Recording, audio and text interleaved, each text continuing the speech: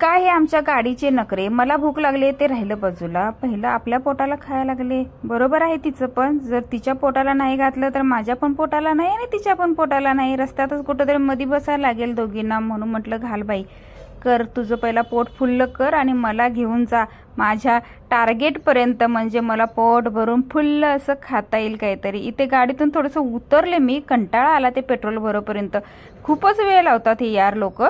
तर इकडे ना फुलं होतीत, मग म्हटलं चला एक फोटो तरी काढूया फुलांच्या सोबत, म्हणून उतरले। इकडे भक्तीला सांगितलं चल तू पण ये, कारण की कॅमेरामॅन नकोत काय।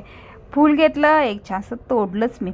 फुलं तोडायला तशी मला आवडत नाहीत, तरी पण तोडलं, एक दोन फोटो काढले, व्हिडिओ केला। तोपर्यंत ह्यांचं इकडे पेट्रोल फुल्ल करून झालेलं आहे। मग म्हटलं या तुम्ही आता, आम्ही काय तिकडे येणार नाही मागे वळून परत।